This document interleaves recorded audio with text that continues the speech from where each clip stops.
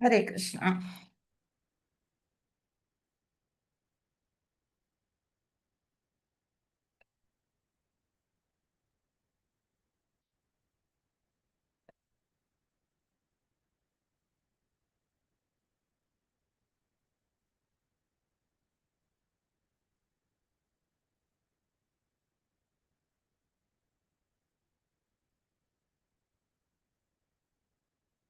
ഹരേ കൃഷ്ണ.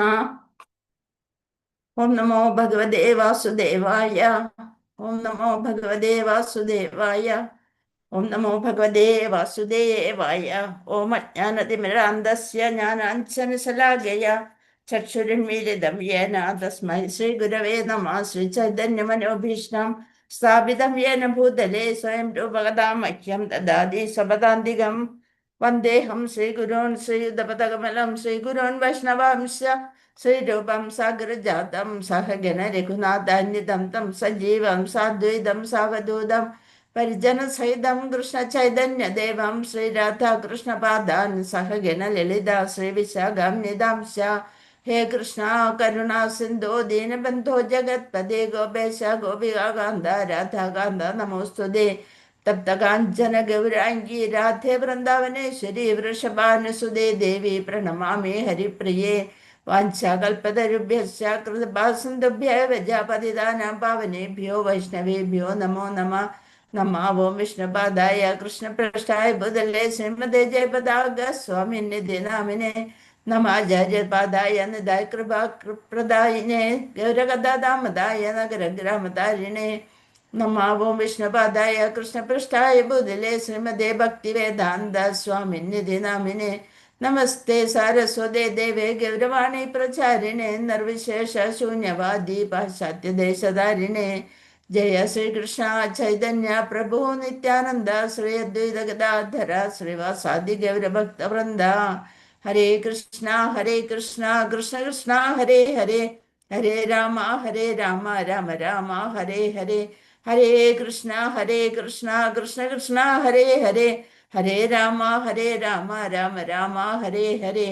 ഹരേ കൃഷ്ണ കൃഷ്ണ കൃഷ്ണ ഹരേ ഹരേ. ഹരേ രാമ രാമ ഹരേ ഹരേ. ഹരേ കൃഷ്ണ. ഇന്നത്തെ ഭക്തിശാസ്ത്ര ക്ലാസ്സിലേക്ക് എല്ലാവർക്കും സ്വാഗതം. അന്താരാഷ്ട്ര കൃഷ്ണബോധ സമിതി മംഗളൂരു ശ്രീ ശ്രീ രാധാ ഗോവിന്ദ മന്ദിർ ഭക്തിശാസ്ത്ര ക്ലാസ്സിലേക്ക് എല്ലാവർക്കും സ്വാഗതം. ഹരേ കൃഷ്ണ. ഹരേ കൃഷ്ണ മാതാജി പ്രണാമം. ഹരേ കൃഷ്ണ മാതാജി പ്രണാമം.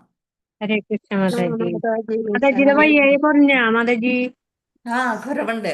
അത് കണ്ടിന്യൂസ് ആയിട്ട് ക്ലാസ് എടുക്കുമ്പോഴേ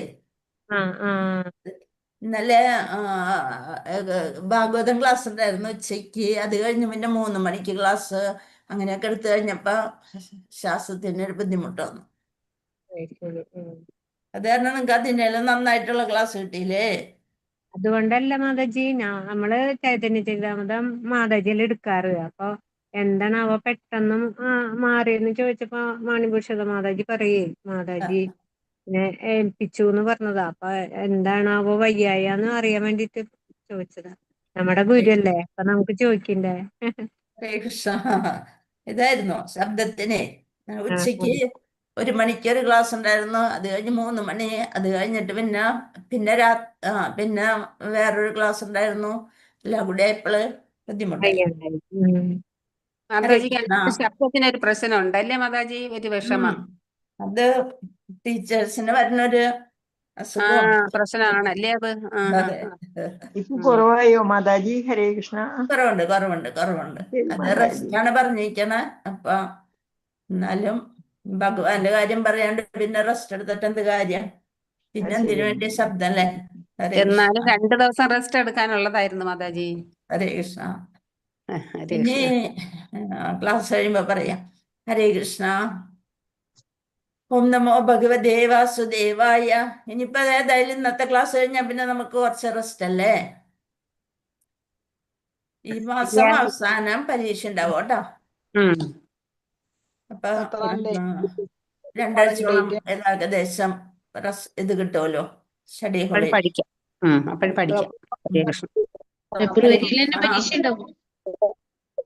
ഈ മാസം ലാസ്റ്റ് ഉണ്ടാവും. ഹരേ കൃഷ്ണ. അപ്പൊ നന്നായിട്ട് ഇന്നത്തോടെ നാളത്തോടെ സ്കിറ്റൊക്കെ കഴിയുന്നോണേ അല്ലേ? നാളെ മറ്റന്നാളോ അത് കഴിഞ്ഞാൽ പിന്നെ ഇതിൽ മാത്രം ശ്രദ്ധിക്കുക. എല്ലാവരും നന്നായിട്ട് വായിക്കുക. ഭക്തിശാസ്ത്രം നിസ്സാരമല്ല. അതിന്റെ സർട്ടിഫിക്കറ്റ് കിട്ടാന്ന് വെച്ചാല് ഭഗവാന് കാണിച്ചു കൊടുക്കാനുള്ളൊരു സർട്ടിഫിക്കറ്റ് ആണ്. അപ്പൊ അതുകൊണ്ട് അതിന് നല്ല പ്രാധാന്യം കൊടുക്കുക. ഇത് ഭഗവത്ഗീതയാണ് നമുക്ക് ബേസ് ആയിട്ടുള്ളത്. അതായത് എന്താ ഡിഗ്രി ലെവൽ എന്നാണ് പറയുക അത്. അപ്പൊ നമ്മൾ LKG UKG 10ാം ക്ലാസ് വരെയുള്ളതൊന്നല്ല, കുറച്ച് ഉയർന്ന ക്ലാസ്സിലേക്കുള്ള പഠനമാണ് നമ്മൾ നടത്തണേ. അപ്പൊ അതുകൊണ്ട് അതിനൊരു പ്രാധാന്യം കൊടുക്കണം. നന്നായിട്ട് വായിച്ച് മനസ്സിലാക്കണം. എന്നിട്ട് വേണം പരീക്ഷ. നന്നായിട്ട് ഭഗവാനെ പ്രാർത്ഥിച്ചുകൊണ്ട് നന്നായിട്ട് പരീക്ഷ എഴുതണം. നിസ്സാരമായിട്ട് കാണരുത്. അത്രയാണ് എനിക്ക് പറയാനുള്ളത്. അല്ലെന്നുണ്ടെങ്കിൽ പിന്നെ ഞാൻ ക്ലാസ് എടുത്തതിന്റെ ബുദ്ധിമുട്ടാവുന്നാണ് എല്ലാവരും പറയുക. അപ്പൊ അതുകൊണ്ട് എനിക്ക് വേണ്ടി നല്ലോണം പഠിക്കുക. ഹരേ കൃഷ്ണ. അപ്പൊ എന്താണ് നമ്മൾ 6ാമത്തെ അധ്യായം ധ്യാന യോഗമാണ്. 40 ഏത് ശ്ലോകം വരെ എടുത്തു ഓർമ്മയുണ്ട? 46 43 എടുത്തു. 43 അത് 4 എടുക്കണം. 44 എടുക്കണം അല്ലെ? ഓക്കെ. 44 നമോ ഭഗവതേ വാസുദേവായ. പൂർവാഭ്യാസേന തേനൈവ ഹ്രിയദേഹ്യാവശോസിപ പീസ.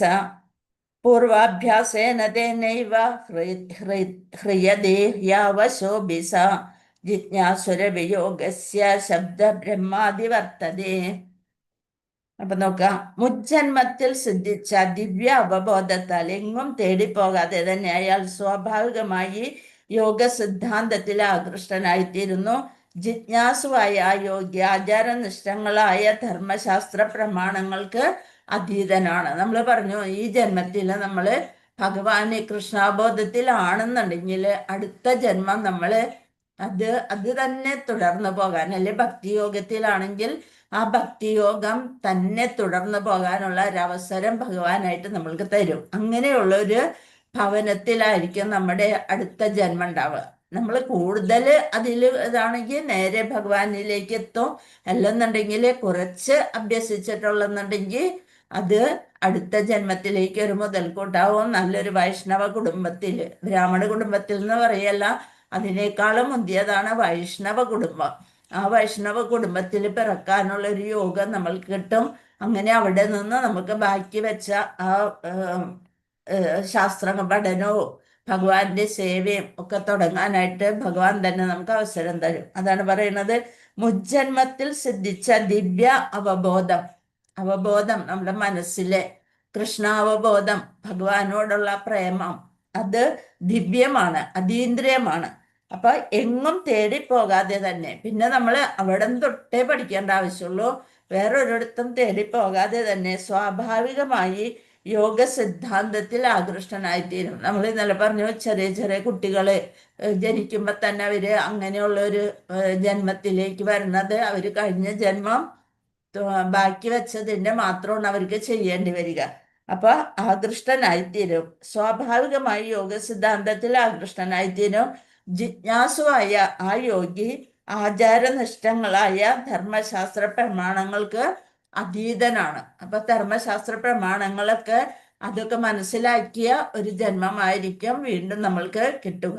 ഇവിടെ തന്നെ കൊടുത്തിട്ടുണ്ട്, യോഗത്തിൽ പുണ്യം ചെയ്തവർക്കായുള്ള ആനന്ദം അനുഭവിച്ചുകൊണ്ട് വാണത്തിന് ശേഷം ധനികരുടെയോ അങ്ങനെയുള്ള കുടുംബത്തിലോ നമ്മ വന്ന് പിറക്കുന്നു. അല്ലയോ കുരുനന്ദന, അങ്ങനെ വീണ്ടും പിറക്കുമ്പോൾ യോഗിക്ക് മുൻ ജന്മത്തിലെ ദിവ്യ അവബോധം തിരിച്ചു കിട്ടുന്നു. ആധ്യാത്മികമായി പൂർണ്ണ വിജയം നേടാൻ വേണ്ടി അയാൾ പ്രയത്നം തുടരുന്നു. വീണ്ടും ഭഗവാനെ സേവിച്ചുകൊണ്ട് വീണ്ടും കുറച്ചുകൂടി നല്ല ഒരു ഇതില് ഈ ജന്മം കൊണ്ട് തന്നെ ഭഗവാനിലേക്ക് എത്തിച്ചേരാനായിട്ട് ശ്രമിച്ചുകൊണ്ടേയിരിക്കാം. അല്ലെങ്കിൽ ഏറെ യോഗാനുഷ്ഠാനം ചെയ്തിട്ടും അതിൽ വിജയിക്കാതിരുന്നാൽ അഭിജ്ഞരായ അതീന്ദ്രിയ യോഗികളുടെ കുലത്തിൽ പിറന്നു എന്ന് വരാം. തീർച്ചയായും ഈ ലോകത്തിൽ അത്തരത്തിലുള്ള ജന്മം സുദുർലഭമാണ്. അതീന്ദ്രിയ യോഗികളുടെ കുലത്തില് പിറക്കാം. ഭഗവാനിലേക്ക് എത്തിച്ചേർന്നില്ലെങ്കിൽ യോഗികളുടെ കുലത്തിൽ ജനിക്കാൻ സാധിക്കും. അത്തരത്തിലുള്ള ജന്മം സുദുർലഭം, വളരെ കുറച്ച് മാത്രം, വിരലിൽ എണ്ണാവുന്നതാണ് ലഭിക്കുക എന്നാണ് പറയുന്നത്.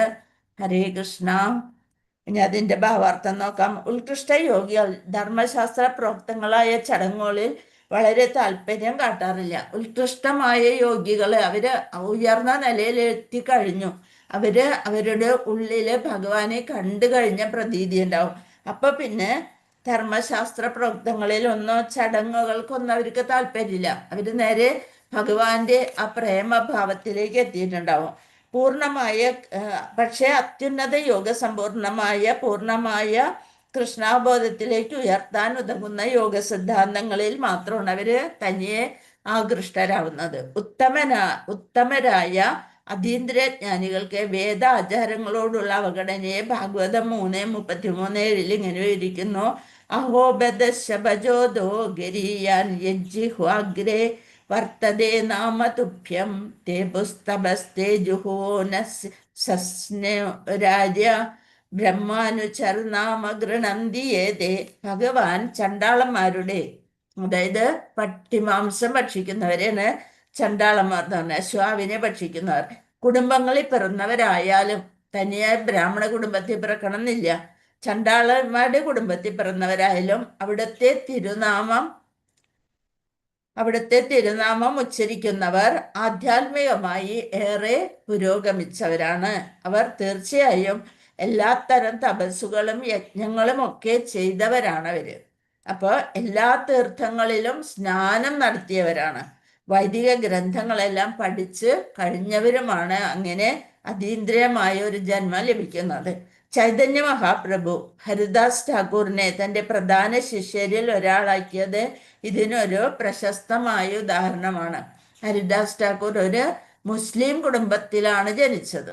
അപ്പൊ ഏത് കുടുംബം എന്നുള്ളതല്ല, ചൈതന്യ മഹാപ്രഭുവിന് അറിയാം ഇദ്ദേഹം വളരെ നല്ലൊരു ഭക്തനാണ്. അതുകൊണ്ട് 3 ലക്ഷം നാമമാണ് ഒരു ദിവസം ജപിക്കുക. അപ്പൊ അതുകൊണ്ട് എങ്കിലും ഹരേ കൃഷ്ണ ഹരേ കൃഷ്ണ കൃഷ്ണ കൃഷ്ണ ഹരേ ഹരേ ഹരേ രാമ രാമ രാമ ഹരേ ഹരേ എന്നിങ്ങനെ ഭഗവത് നാമങ്ങളെ ദിവസേന 3 ലക്ഷം തവണ ഉരുവിടണമെന്ന വ്രതം ഒരിക്കലും പിഴയ്ക്കാതെ ഒരു മുസ്ലിം കുടുംബത്തിൽ ജനിച്ചിട്ടും ഹരേ കൃഷ്ണ മഹാമന്ത്രം ദിവസം ഒരു 3 ലക്ഷം തവണ ജപിച്ചുകൊണ്ട് അദ്ദേഹത്തെ ചൈതന്യ മഹാപ്രഭു തന്നെ അയാൾക്ക് പേര് കൊടുത്തു. നാമാചാര്യൻ, നാമത്തിന്റെ ആചാര്യൻ എന്ന പദവിയിലേക്ക് ഉയർത്തി. ഈ തിരുനാമങ്ങൾ നിരന്തരം ഉരുവിട്ടു പോന്നത് കൊണ്ട് മുൻ ജന്മത്തിൽ അദ്ദേഹം വേദോക്തങ്ങളായ ക്രിയാപദ്ധതികളെയും മറ്റും ശബ്ദ ബ്രഹ്മപത്താൽ സൂചിപ്പിക്കുന്നു അനുഷ്ഠിച്ചു കഴിഞ്ഞിരിക്കുന്നു. അതുകൊണ്ടാണ് അദ്ദേഹം ഈ ജന്മത്തിൽ ഏതു കുലത്തിൽ ജനിച്ചാലും ഇങ്ങനെ നാമം ജപിക്കാനുള്ള ശക്തി അല്ലെങ്കിൽ ഇച്ഛ വരുന്നത് എന്ന് മനസ്സിലാക്കുക. അങ്ങനെ പരിശുദ്ധി ആർജിക്കാത്ത ഒരാൾക്ക് കൃഷ്ണാബോധ തത്വങ്ങൾ സ്വീകരിക്കാനോ ഹരേ കൃഷ്ണ നാമം ഉച്ചരിക്കാനോ കഴിയുന്നതല്ല. അത് ഉച്ചരിക്കാൻ പോലും അവർക്ക് ബുദ്ധിമുട്ടായിരിക്കും. അപ്പൊ മുൻ ജന്മത്തിൽ സിദ്ധിച്ച ദിവ്യ അവബോധത്താൽ എങ്ങും തേടിപ്പോകാതെ തന്നെ സ്വാഭാവികമായി യോഗ സിദ്ധാന്തത്തിൽ ആകൃഷ്ടനായിത്തീരും. ജിജ്ഞാസുവായ യോഗി ആചാരനിഷ്ഠങ്ങളായ ധർമ്മശാസ്ത്ര പ്രമാണങ്ങൾക്ക് അതീതനാണ്. അനേക ജന്മത്തിലെ പരിശീലനത്തിന് ശേഷം പരിപൂർണത നേടി പരമലക്ഷ്യത്തിലെത്താം. അടുത്ത ശ്ലോകം നമുക്ക് നോക്കാം. ഓം നമോ ഭഗവതേ വാസുദേവായ പ്രയത്നാദ്യതമാനസ്തു യോഗി സംശുദ്ധ കിൽബിഷഃ അനേക ജന്മ സംസിദ്ധ സ്തതോ യാതി പരാം ഗതി. കൽമഷങ്ങൾ എന്ന് വെച്ചാല് അഴുക്കുകളും നീങ്ങി തുടർന്ന് മുന്നോട്ട് പോകാൻ ആത്മാർത്ഥമായി യത്നിച്ചുകൊണ്ടിരിക്കുന്ന യോഗിക്ക് അനേക ജന്മങ്ങളിലെ പരിശീലനത്തിന് ശേഷം പരിപൂർണത നേടി പരമലക്ഷ്യത്തിലെത്താം. എന്താണ്? കൽമഷങ്ങളും നീങ്ങി തുടർന്ന് മുന്നോട്ട് പോകാൻ ആത്മാർത്ഥമായി നമ്മൾ യത്നിച്ചുകൊണ്ടിരിക്കുന്ന യോഗിക്ക് അനേക ജന്മങ്ങളിലെ പരിശീലനത്തിന് ശേഷം പരിപൂർണത നേടി പരമലക്ഷ്യത്തിൽ എത്താൻ സാധിക്കും. ധർമ്മനിഷ്ഠവും കുലീനവും ആയൊരു പുണ്യ കുടുംബത്തിൽ ജനിച്ചവർക്ക് യോഗ അനുഷ്ഠാനത്തിന് അനുകൂലമായതാണ് തങ്ങളുടെ പരിതസ്ഥിതി എന്ന ബോധമുണ്ടാവും. ഒരു നല്ല ബ്രാഹ്മണ കുടുംബം അല്ലെങ്കിൽ വൈഷ്ണവ കുടുംബം, ബ്രാഹ്മണ കുടുംബമായിട്ട് സാരില്ല, വൈഷ്ണവ കുടുംബം, അത് ചണ്ടാളനായിരിക്കാം, ബ്രാഹ്മണനായിരിക്കാം, വൈശ്യനാവാം, ശൂദ്രനാവാം, അങ്ങനെ ഏത് ഗൃഹത്തിൽ ജനിച്ചാലും ഒരു വൈഷ്ണവനായി തുടരാൻ സാധിക്കും. അതുകൊണ്ട് അങ്ങനെയുള്ള ഒരാൾ മുജ്ജന്മത്തിൽ മുഴുമിക്കാതെ വിട്ട പ്രവൃത്തി നിറവേറ്റാൻ ദൃഢനിശ്ചയത്തോടെ തുനിയുന്നു. ഭൗതിക കൽമഷങ്ങളിൽ നിന്നെല്ലാം സ്വയം മുക്തനാവുന്നു. അവസാനം അവയിൽ നിന്ന് പൂർണ്ണമായി മോചിതനായി സർവോത്കൃഷ്ടമായ കൃഷ്ണാബോധത്തെ പ്രാപിക്കുകയും ചെയ്യുന്നു. സർവകൽമഷങ്ങളും അകന്ന പരിപൂർണ അവസ്ഥയാണ് കൃഷ്ണാബോധം. ഇത് ഭഗവത്ഗീത 7:28 ദൃഢീകരിക്കുന്നു. എന്താണ്? യേഷാം ദ്വന്ദ്ഗതം പാപം ജനാനാം പുണ്യകർമ്മണാം തേ ദ്വന്ദ്മോഹ നിർമുക്ത ഭജന്തേ മാം ദൃഢവ്രതാഃ. എണ്ണമറ്റ ജന്മങ്ങളിൽ ചെയ്ത ബഹൂനാം ജന്മനാമന്തി, അങ്ങനെയാണ്, എണ്ണമറ്റ ജന്മങ്ങളിൽ ചെയ്ത പുണ്യകർമ്മങ്ങൾ കാരണം സകല മാലിന്യങ്ങളിൽ നിന്നും മായികമായ ദ്വന്ദ് ഭാവനയിൽ നിന്നും പൂർണ്ണമായി മുക്തി നേടുമ്പോഴാണ് മനുഷ്യൻ പ്രേമപൂർണമായ ഭഗവത് സേവനത്തിൽ ഏർപ്പെടുന്നത്. ഇനി 46. തപസ്സിഭ്യോ അധികോ യോഗി ജ്ഞാനിഭ്യോ മാദോധിക കർമ്മിഭ്യശ്ചാധികോ യോഗി തസ്മാദ്യോഗി ഭവാർജുന. തപസ്വിയെക്കാളും ജ്ഞാനികളെക്കാളും ഫലേച്ഛയോടെ കർമ്മം ചെയ്യുന്നവരെക്കാളും ശ്രേഷ്ഠരാണ് യോഗി. എന്താണ്? തപസ്വികളെക്കാളും ശ്രേഷ്ഠനാണ് യോഗി, ജ്ഞാനികളെക്കാളും ശ്രേഷ്ഠനാണ് യോഗി.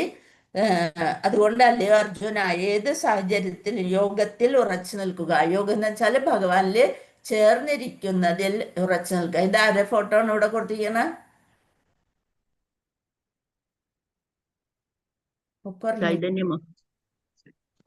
ചൈതന്യ മഹാപ്രഭു. എന്റെ കൃഷ്ണ, പ്രഭുപാദത്തെ ഫോട്ടോ അല്ലേ? പ്രഭുപാദാണത്. ശ്രീല പ്രഭുപാദ്.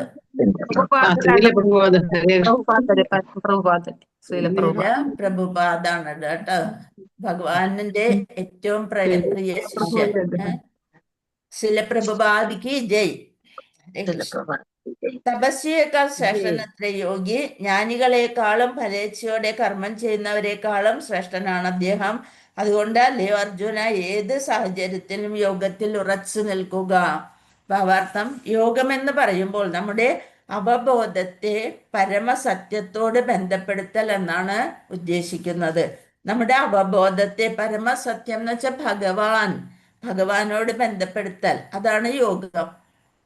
അത് നല്ലോണം മനസ്സിലാക്കാട്ടാ. യോഗം എന്ന് വെച്ചാൽ എന്താണ്? നമ്മൾ ചെയ്യുന്ന യോഗം എന്നല്ല. യോഗം എന്ന് പറയുമ്പോൾ നമ്മുടെ അവബോധത്തെ ഭഗവാനോട് ബന്ധപ്പെടുത്തൽ എന്നാണ് ഉദ്ദേശിക്കുന്നത്.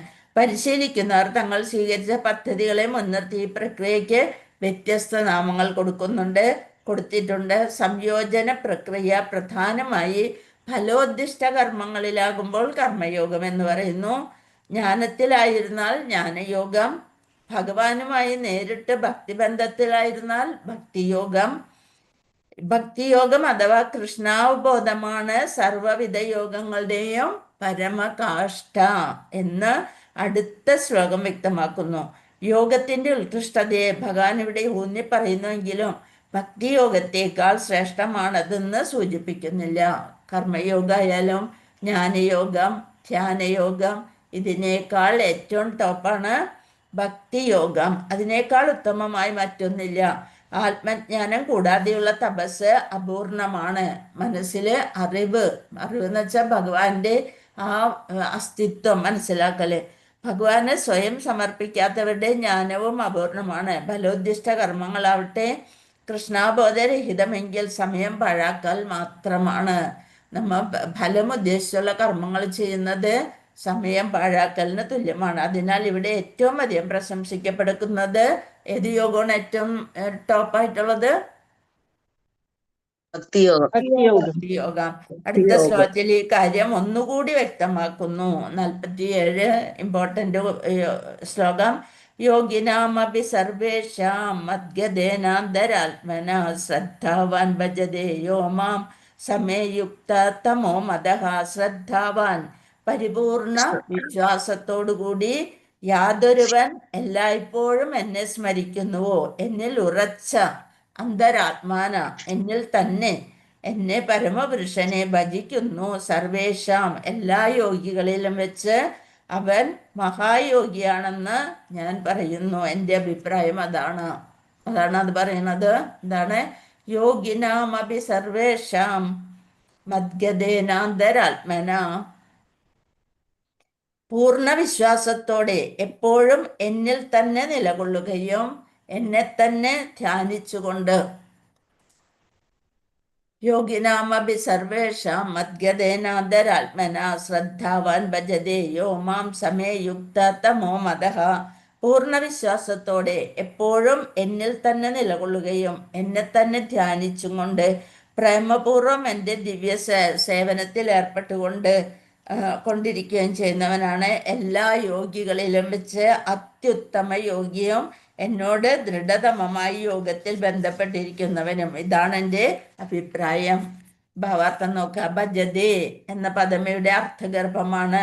ഭജ് എന്ന ധാതുവിൽ നിന്നാണ് അതിൻ്റെ ഉത്ഭവം. ഭജ് തേ, ഭജ് തേ, സേവനത്തിന്റെ ആവശ്യകതയെ വ്യഞ്ജിപ്പിക്കുന്നതാണിത്. അതിന് പകരം നിൽക്കാവുന്നതല്ല ഇംഗ്ലീഷിലെ വെർഷിപ്പ്, WORSHIP, വേർഷിപ്പ്. വേർഷിപ്പിന് പകരനേക്കാളും അർത്ഥം വരും ഭജതേ, ആരാധിക്കുക, അർഹനായ ആളെ ബഹുമാനിക്കുക എന്നാണ് അതിൻ്റെ അർത്ഥം. ഭജതേ പ്രേമവിശ്വാസപൂർവമായ സേവനം വിശേഷിച്ചും ഭഗവാനെ ഉദ്ദേശിച്ചുള്ളതാണ്. ആദരാർഹനായ ഒരാളെ, ദേവന്മാരെയോ ആരാധിക്കാതെ ഒരാൾക്ക് ഒഴിഞ്ഞു മാറാം, അത് അപമര്യാദയായി ഗണിക്കപ്പെടുമെന്ന് മാത്രം. പക്ഷേ ഭഗവത് സേവനത്തിൽ നിന്ന് ഒഴിഞ്ഞു മാറുന്നവന് ശിക്ഷയേൽക്കാതെ വയ്യ. ഓരോ ജീവനും ഭഗവാന്റെ വിഭിന്ന അംശങ്ങളാണ്. സ്വരൂപേണ ഓരോ ജീവനും ഭഗവത് സേവനത്തിന് ബാധ്യസ്ഥരാണ്. എല്ലാവരും ഭഗവാന്റെ സേവനത്തിന് വേണ്ടിയുള്ളതാണ്. ഈ കടമ നിറവേറ്റാതിരുന്നാൽ അധപ്പതനം നിശ്ചയം. ഭാഗവതം 11ാമത്തെ സ്കന്ധത്തിൽ പറയുന്ന യേഷാം പുരുഷം സാക്ഷാദാത്മപ്രഭവം ഈശ്വരം ന ഭജന്ത്യവജാനന്തി സ്ഥാനാത് ഭ്രഷ്ടാപദന്ത്യത.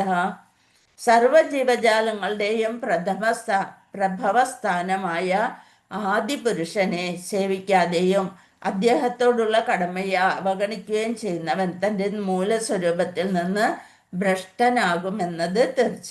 ഈ ശ്ലോകത്തിലും ഭജന്തി എന്നുള്ള പദമാണ് പ്രയോഗിച്ചിരിക്കുന്നത്. അതുകൊണ്ട് ഭഗവത് വിഷയത്തിൽ മാത്രമേ ഇത് ഉപയോഗിക്കാവൂ. വേർഷിപ്പ് എന്ന ഇംഗ്ലീഷ് വാക്ക് ദേവന്മാരെയോ സാധാരണ മനുഷ്യരെയോ സംബന്ധിച്ച് നമുക്ക് ഉപയോഗിക്കാം. അവജാനന്തി എന്ന പദമാകട്ടെ ഭാഗവതത്തിലും ഭഗവത്ഗീതയിലും കാണുന്നുണ്ട്. അവജാനന്തി മാമൂഢ, മൂഢന്മാർ മാത്രമേ കൃഷ്ണനെ അവഗണിക്കുകയുള്ളൂ. അത്തരം മൂഢരാണ് കൃഷ്ണങ്കൽ സേവന ഭാവം ഉൾക്കൊള്ളാതെ ഭഗവത്ഗീതയ്ക്ക് വ്യാഖ്യാനം എഴുതുന്നത്. അവരവരുടേതായ വ്യാഖ്യാനമാണ് എഴുതുന്നത്. പക്ഷെ ശ്രീല പ്രഭുപാദ്, ഇത് ശ്രീല പ്രഭുപാദാണ്, ഇത് അദ്ദേഹത്തിൻ്റെ ഒരു ശിഷ്യനാണ്. ഇംഗ്ലണ്ടിൽ നിന്ന് വന്ന ശിഷ്യന്മാരാണത്. എല്ലാത്തരം യോഗചര്യകളുടെയും ഉച്ചകോടി ഭക്തിയോഗമാണ്. വീണ്ടും വീണ്ടും പറയാണ്, അതിലേക്കുള്ള വഴികളാണ് മറ്റു യോഗങ്ങൾ. ജ്ഞാനയോഗം, ധ്യാനയോഗം, കർമ്മയോഗം, ഇതെല്ലാം ഭക്തിയോഗത്തിലേക്ക് എത്തുവാനുള്ള വഴികൾ മാത്രമാണ്. യോഗം എന്നത് വാസ്തവത്തിൽ ഭക്തിയോഗം തന്നെ. മറ്റു യോഗങ്ങളുടെ ലക്ഷ്യം ഭക്തിയോഗത്തിൽ എത്തിച്ചേരലാണ്. കർമ്മയോഗത്തിന്റെ ആരംഭം മുതൽ ഭക്തിയോഗത്തിന്റെ അവസാനം വരെ നീണ്ടുകിടക്കുന്നു. ആത്മസാക്ഷാത്കാരത്തിന്റെ മാർഗം ഫലകാംക്ഷ കൂടാതെയുള്ള കർമ്മയോഗത്തിലാണ് ഇതിന്റെ തുടക്കം. ഇതൊക്കെ നിങ്ങൾക്ക് മനസ്സിലാക്കി കഴിഞ്ഞാൽ ഇതിലെ തന്നെ വാചകങ്ങൾ വേണമെന്നില്ല. അതിനനുസരിച്ച് അങ്ങോട്ട് നമ്മുടെ മനസ്സിൽ ഭഗവാൻ തോന്നിക്കും വാക്കുകൾ. അപ്പോൾ ഫലകാംക്ഷ കൂടാതെ കർമ്മയോഗത്തിലാണ് ഇതിൻ്റെ തുടക്കം. കർമ്മയോഗിയിൽ ജ്ഞാനവും ത്യാഗനിഷ്ഠയും വളരുന്ന സ്ഥിതിയാണ് ജ്ഞാനയോഗം. ജ്ഞാനയോഗി വിവിധ ശാരീരിക പ്രക്രിയകളാൽ പരമാത്മ ധ്യാനത്തെ വളർത്തിയെടുക്കുകയും മനസ്സ് പരമാത്മാവിൽ ഉറയ്ക്കുകയും ചെയ്യുമ്പോൾ അതിന് അഷ്ടാംഗയോഗം എന്ന് പറയുന്നു. വേറൊന്നിലേക്കും ശ്രദ്ധയില്ലാതെ ഇങ്ങനെ ഭഗവാനിൽ തന്നെ ഉറച്ചുകൊണ്ട് അല്ലെങ്കിൽ ആ ശക്തിയിൽ ഉറച്ചുകൊണ്ട് ചെയ്യുന്നത് അഷ്ടാംഗയോഗം. അതിനും അപ്പുറം കടന്ന് പരമദിവ്യോത്തമ പുരുഷനായ കൃഷ്ണനിൽ എത്തിച്ചേരുന്നത് ഭക്തിയോഗം. ഉണ്ടാ ആ പാരഗ്രാഫ് വളരെ ഇമ്പോർട്ടൻ്റ് ആണ്. കർമ്മയോഗത്തിൻ്റെ തുടങ്ങി ഭക്തിയോഗം വരെയെന്ന് ജ്ഞാനയോഗം, അഷ്ടാംഗയോഗം ഇതെല്ലാം കടന്ന് ഏറ്റവും ടോപ്പായിട്ടുള്ളത് ഭക്തിയോഗമാണ്. എന്നാൽ അതിനെ സൂക്ഷ്മ വിശകലനം ചെയ്യണമെങ്കിൽ മറ്റ് യോഗങ്ങളും അറിഞ്ഞിരിക്കണം. മറ്റ് യോഗങ്ങളും അറിഞ്ഞാൽ മാത്രമാണ് സൂക്ഷ്മമായി ഭക്തിയോഗമാണ് ഇമ്പോർട്ടൻ്റ് എന്ന് നമുക്ക് മനസ്സിലാക്കാൻ സാധിക്കുള്ളൂ. അതുകൊണ്ട് പുരോഗമിക്കുന്ന യോഗി ശാശ്വത സൗഭാഗ്യത്തിന്റെ ശരിയായ മാർഗത്തിൽ എത്തിച്ചേരും. ഒരു പ്രത്യേക ഘട്ടത്തിൽ എത്തിയാൽ നിൽക്കുകയും പിന്നെ മുന്നേറാതിരിക്കുകയും ചെയ്യുന്നവരെയാണ് കർമ്മയോഗി എന്ന് പറയുന്നത്. നമ്മൾ കർമ്മം ചെയ്തുകൊണ്ടേയിരിക്കും, പക്ഷെ അടുത്ത ഘട്ടത്തിലേക്ക് പോകാതെ നിന്നാൽ അവിടെ കർമ്മം ചെയ്യൽ തന്നെ ഉണ്ടാവുള്ളൂ, കർമ്മയോഗി മാത്രമാവും. പിന്നെ ജ്ഞാനയോഗി അഥവാ ധ്യാനയോഗി, രാജയോഗി, ഹഠയോഗി എന്നീ പേരുകൾ കുറിക്കുന്നത്. ഓരോ ഘട്ടത്തിൽ എത്തുമ്പോൾ അവിടെ നിൽക്കുകയാണെന്നുണ്ടെങ്കിൽ കർമ്മയോഗത്തിലാണ് നിൽക്കണമെങ്കിൽ കർമ്മയോഗിയാവും, ജ്ഞാനയോഗത്തിൽ അവിടെ നിൽക്കണമെങ്കിൽ ജ്ഞാനയോഗിയാവും, രാജയോഗത്തിലാണെങ്കിൽ രാജയോഗിയാവും, ഹഠയോഗമാണെങ്കിൽ ഹഠയോഗിയായി തീരും. അവിടെ നിന്ന് മുന്നേറി ഇതിലേക്ക് എത്തണം. പോയി എല്ലാരും ഹഠയോഗിയിലെത്തണം. യോഗത്തിലല്ലേ മാതാജി? ഭക്തിയോഗത്തിലേക്ക് ഭക്തിയോഗത്തിലേക്ക്. ഹഠയോഗമൊക്കെ അവിടെ കിടക്കണ്ടേ? ഭക്തിയോഗത്തിലേക്ക് എത്തണം.